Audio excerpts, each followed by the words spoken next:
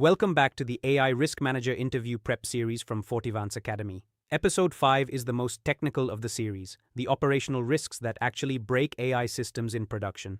Over 7 questions will cover why accuracy is not the same as fairness, how to diagnose model drift when nothing in the code changed, how to handle an explainability demand from a regulator on a complex model, how to manage third-party vendor model risk when you can't see inside, the agentic-AI accountability gap when an autonomous agent causes damage, how to prioritize testing under a real budget constraint, and a behavioral question about catching a technical problem others missed. Foundational to curveball, let's get into it. We open episode 5 on bias and on one of the most common and dangerous confusions in the field, equating accuracy with fairness. What's tested? Do you understand that a model can be highly accurate overall and still systematically fail a subgroup? 95% accuracy can hide the fact that the 5% of errors land overwhelmingly on one protected group. The strong candidate explains that fairness is about how errors and outcomes distribute across groups, not the headline number and names that bias can enter through training data, labels, proxies, or the objective itself. The trap is either accepting the accuracy claim or burying the owner in fairness metric math. Keep it plain and make them care. Voiceover. I tell them gently that accuracy and fairness are 2 different questions, and conflating them is how good teams ship discriminatory models. Accuracy is a single number across everyone. Fairness is about who bears the errors. A model can be 95% accurate overall, while that remaining 5% of mistakes lands almost entirely on one protected group. So it's simultaneously accurate and discriminatory. I'd explain that bias doesn't require anyone to be malicious. It enters through the training data, the way outcomes were labeled, proxy variables like zip code standing in for race, or even the objective we chose to optimize. And then I'd make it land. If this is a lending or hiring model, that subgroup gap isn't an academic concern, it's direct legal and reputational exposure that the business owns. So I'd want subgroup performance measured, not just the headline accuracy. To lock in question 1, avoid the traps on the left, they're what quietly sink candidates, and hit the 4 points on the right for a confident, defensible answer. Next up, question 2.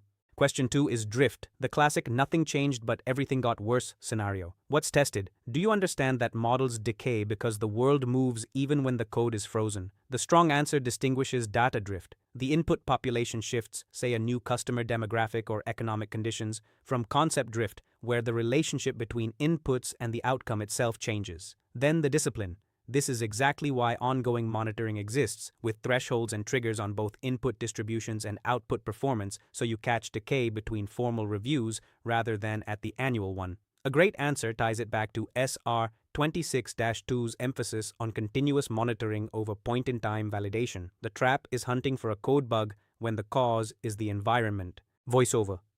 My first instinct wouldn't be to hunt for a code bug because the clue is right there. Nothing in the code changed. That points to drift. The model is frozen, but the world it operates in has moved. I'd diagnose 2 kinds. Data drift is when the input population shifts, maybe we're getting a different customer demographic or the economy changed, so the data flowing in no longer looks like the training data. Concept drift is subtler. The actual relationship between the inputs and the outcome has changed, so even the same inputs should now map to different results.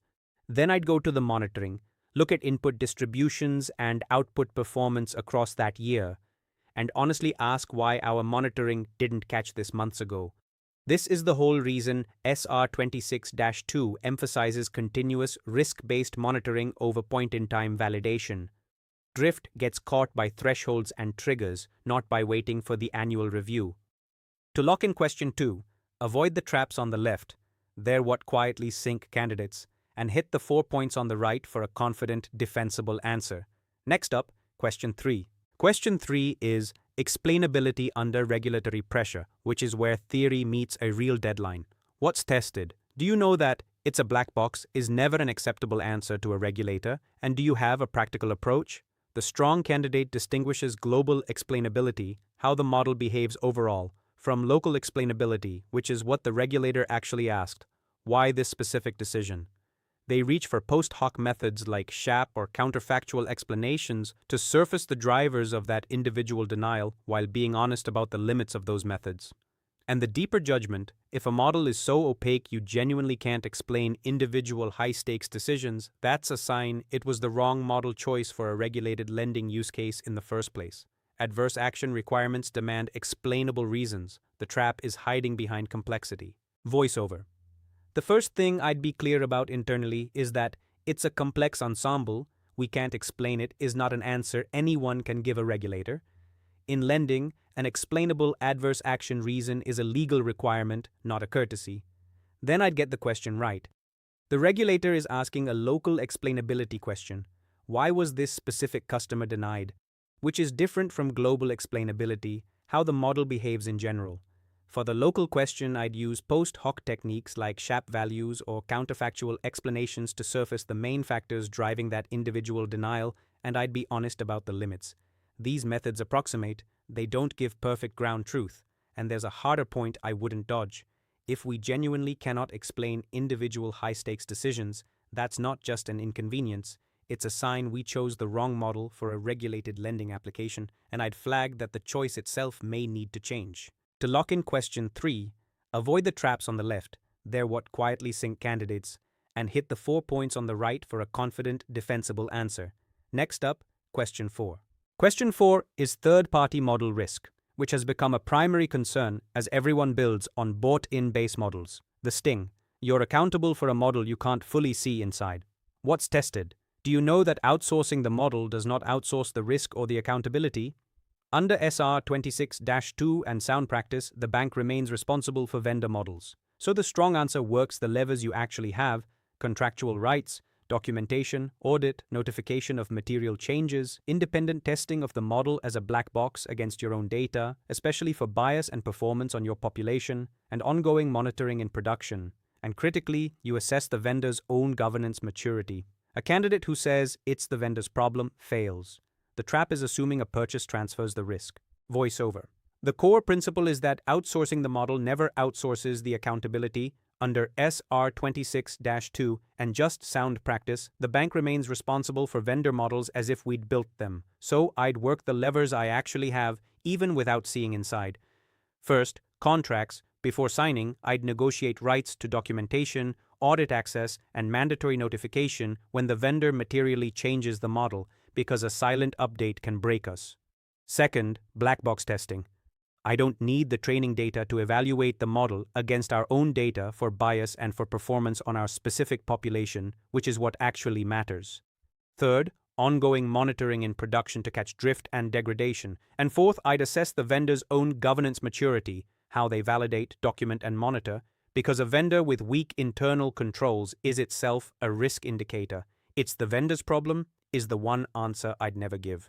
To lock in question 4, avoid the traps on the left, they're what quietly sink candidates, and hit the 4 points on the right for a confident, defensible answer. Next up, question 5. Question 5 is the signature agentic AI curveball, and it's the frontier of this whole domain. An autonomous agent acts overnight, causes damage, no human in the loop until it's too late. What's tested? Do you understand the agentic accountability gap? Two things make agents genuinely new: the temporal gap, where an agent can fire off a cascade of irreversible actions before any human observes the misbehavior, and delegation diffusion, where an orchestrating agent spawns sub-agents and accountability for the action sequence smears across the system. The crucial principle, and Singapore's January 2026 agentic framework states this explicitly: the organization remains legally accountable for its agent's behavior regardless of autonomy. The agent did it is not a defense. Then the governance. This should have been bounded: least privilege scoped access, defined blast radius, human approval gates for high-impact actions, real-time monitoring, kill switches, and per the May 2026 Five Eyes guidance, a verified cryptographic identity per agent. A strong candidate assigns accountability to the deploying team and names the missing controls. Voiceover. First, the accountability question has a clear answer. The organization, specifically the team that deployed the agent, is accountable. Singapore's agentic governance framework from January 2026 says it outright. Organizations remain legally accountable for their agents' behavior regardless of how autonomous they are. The agent did it is not a defense. Then I'd explain why agents broke our normal controls.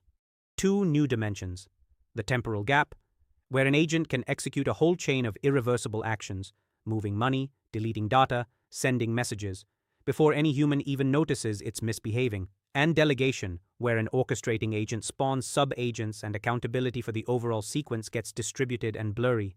On governance, this should never have had free reign overnight. It needed least privilege access scoped to a defined blast radius, human approval gates on any high-impact action, real-time monitoring rather than morning after discovery, and a kill switch. And per the May 2026 Five Eyes agentic guidance, each agent should carry a verified, cryptographically anchored identity with short-lived credentials so we can even trace and contain what it did. To lock in question 5, avoid the traps on the left, they're what quietly sink candidates, and hit the 4 points on the right for a confident, defensible answer. Next up, question 6. Question 6 is the realistic constraint question. You can't test everything, the team knows it, and they're half right. What's tested? Can you prioritize technical assurance by risk rather than either chasing impossible exhaustive coverage or throwing up your hands? The strong answer concedes the valid point. Exhaustive testing is impossible, then imposes structure. Tie test depth to impact and exposure, so the highest stakes decisions and the largest affected populations get the deepest bias and robustness testing, while low-impact systems get lighter touch. Focus on the failure modes most plausible and most damaging for this specific system, not a generic checklist. And build monitoring to catch in production what testing can't catch pre-launch. Testing and monitoring are complementary budgets. This echoes the proportionality theme from SR 26-2 and NIST. The trap is treating all tests as equally necessary or conceding that limited budget means limited responsibility. Voiceover. I'd start by agreeing with the half of their point that's true. You genuinely cannot test for every possible bias and failure mode, and pretending otherwise wastes the budget we do have. So the discipline isn't coverage, it's prioritization by risk. I'd tie test depth to impact and exposure.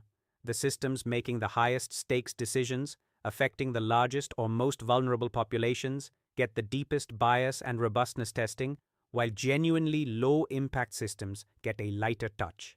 Within a given system, I'd focus on the failure modes that are both most plausible and most damaging for that specific use case, rather than working through a generic checklist of everything imaginable. And I'd be explicit that testing and monitoring are a single assurance budget, not competitors. Whatever we can't justify testing for pre-launch, we build monitoring to catch in production. That's the same proportionality logic NIST and SR 26-2 push. Concentrate effort where the risk actually is. What I wouldn't accept is the leap from we can't test everything to so limited budget means limited responsibility. To lock in question 6, avoid the traps on the left. They're what quietly sink candidates, and hit the 4 points on the right for a confident, defensible answer. Next up, question 7. We close episode 5 with the behavioral curveball, tuned to technical depth. This role demands someone who can actually see the problem a confident team missed, so this question separates real practitioners from people who've memorized vocabulary. What's tested? Authentic technical depth, the curiosity to look past a green dashboard, and the maturity to convert a finding into action and a fix, not just to be right. A strong star answer is specific and technical, a real issue like a hidden subgroup bias, a leaking feature, a drift no one was monitoring, a misleading aggregate metric, and shows what made the candidate look closer, how they confirmed it rigorously rather than crying wolf, and how they drove it to resolution while keeping the team on side. The best answers show humility about uncertainty and a collaborative fix. Avoid the vague, I found a bug with no substance, and the person who was right but alienated everyone. Voiceover. I'd pick a real, genuinely technical example, something with substance, like discovering a subgroup bias hidden behind strong aggregate accuracy, a feature that was quietly leaking the target, or a drift nobody had monitoring on. Then I'd explain what made me look, because that's the real signal. Usually something didn't sit right, a metric that was suspiciously good, a pattern that was too clean, and instead of accepting the green dashboard, I dug underneath it. Crucially, I'd describe how I confirmed it before raising the alarm. I reproduced it, ruled out the boring explanations, and came with evidence rather than a hunch, because in this role, crying wolf burns your credibility fast. And then the part that actually matters, I drove it to resolution. I worked with the model team to fix it rather than just filing a finding and declaring victory.